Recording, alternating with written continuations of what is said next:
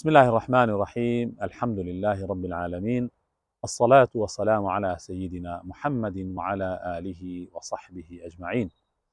برایان و خوشکانی سنگینم، طاعت و عیبادەتی مانگی پیرۆزی ڕەمەزانتان لێ قبوڵ بوو بێ.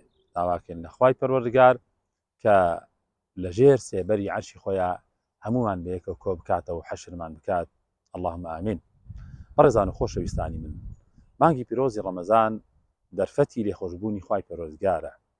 بۆیە خوای پەروەردگار دەرفەت دەدا بە بەندەکانی خۆی کە لەم مانگە پیرۆزەدا بگەڕێنەوە، تۆبە و ئیستیغفار بکەن، هەتاوەکو ئەویش بە ڕەحم و سۆز و میهرەبانی خۆی لە بەندەکانی خۆش ببێت و بیان خاتە ژێر ڕەحم و میهرەبانی خۆیەوە. و ئەو کەسانەی کە گوناهبار و تاوانکارن با بزانین ئەم مانگی پیرۆزی ڕەمەزانە فرسەتێکە، ئافواتێکی عامە کە خوای پەروەردگار دەری کردووە بە بەندەکانی و ئەوێ لێمان خۆش ببێ. و گوناهباران و تاوانکاران ئەگەر سیر بکەین لە سێ کۆمەڵ کەسا یاخو سێ جۆر گوناهبار و تاوانکار هەن. بە گشتی بەنی ئادەم هەمووی تاوان و گوناهەکات، وەکو پێغەمبەر ئەکرەم عەلەیهی سەڵات وسەلام فەرمێ كل بني آدم خطاء وخير الخاطئون التوابون. هەموو بەشەریەت، هەموو بەنی ئادەم گوناهەکات و تاوانەکە، و باشترینی گوناهباران ئەوانن کە تەوبە ئەکەن. بۆیە لەم مانگی پیرۆزی ڕەمەزانەدا فرسەت و دەرگای تەوبە کراوەیە و هەموو کاتێ دەرگای تەوبە کرای، بەڵام فرسەتێکی باش لەم مانگی پیرۆزی ڕەمەزانەدا کە تەوبە بکەین و بگەڕێینەوە.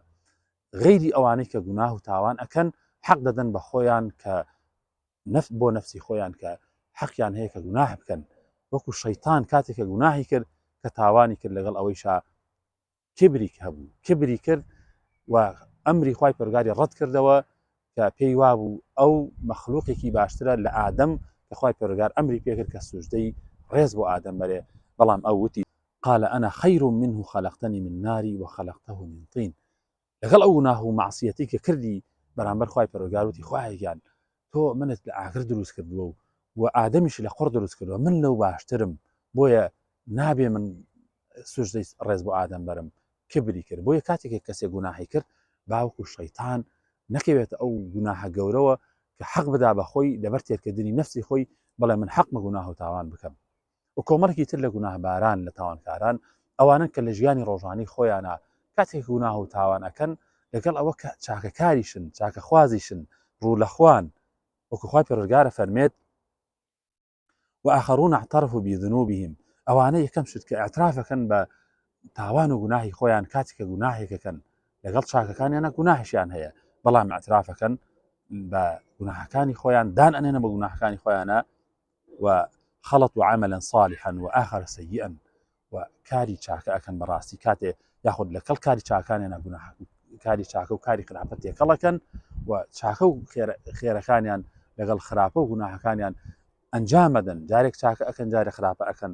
خوای پەروەردگار فەرمی عسى الله أن يتوب عليهم، و ئومێد وایە کە خوای پەروەردگار لیان خۆش ببێ کاتێک کە دەست لە گوناه هەڵەگرن و تەوبە ئەکەن. إن الله غفور رحیم.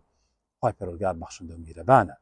ئەمە جۆری دووهەمیانەوە. جۆری سێهەمیان ئەو کەسانن کە تەواوی ژیانیان لە گوناه و تاوانان، بەڵام ئەیانێت تەوبە بکەن بگەڕێنەوە بەلای خوای پەروەردگار.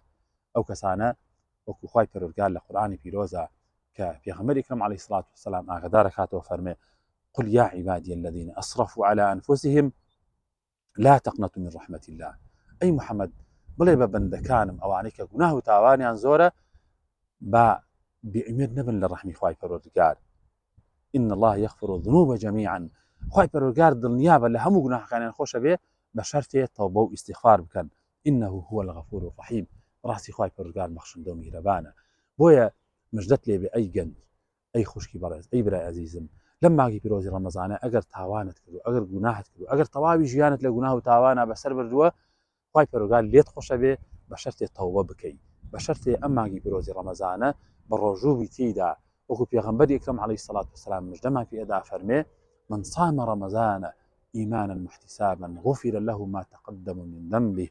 هەچ کەسێک نافەرمی ئەو کەسە ئەگەر پیرە، گەنجە، سپیە، ڕەشپێسە و یاخود کەسێکی عابدە یاخود کەسێکی گوناهبارە، هەچ کەسێ ئەفەرمێ کە ئەم مانگی پیرۆزی ڕەمەزانە بە ڕۆژوو بێ بە ئیخلاسەوە بە ئیمانەوە قەناعەتی وابێ بە قەناعەت و باوەڕەوە کە بە ڕۆژووبوون ڕوکنی ئیسلامە، کە بە ڕۆژووبوون لەبەر خاتری خوای پەروەردگار بە ڕۆژوو ئەبێ واجبە لەسەری جێبەجێی بکا، و خوای پەروەردگار لە هەموو گوناهەکانی پێشتری خۆشە بێ لەو مژدە خۆشە بۆیە مژدەت لێبێ لەشکەکە داوە بەسەر تا سەیرکە بەراوردکە لەگەڵ پێش لەشکەکەت زۆر جوانی زۆر عەزیزی زۆر نەجیب و شەریفی گەنجی بەڕێز دەموچاوت بە ئاوی دەستنوێژ ڕووناک بووەتەوە جوان بووەتەوە تەوبەت کردووە دەسەڵ کردووە لە گوناه و تاوانەکان مژدەت لێبێ مزگەوتەکان جمیان دێ بە تۆی گەنجی تائیبە و کە تەوبەت کردووە پەشیمان نەبیتەوە نەگەڕێیتەوە سەر گوناه و تاوان دڵنیابە کە خوای پەروەردگار لە هەموو گوناهەکان خۆشە بێ و ئەم ماگی پیرۆزی ڕەمەزانە دەرفەتی لێخۆشبوونە داواکەین لە خوای پەروەردگار وەکو گەڵای دارەکان لە پاییزا چۆن هەڵ ئەوەرێن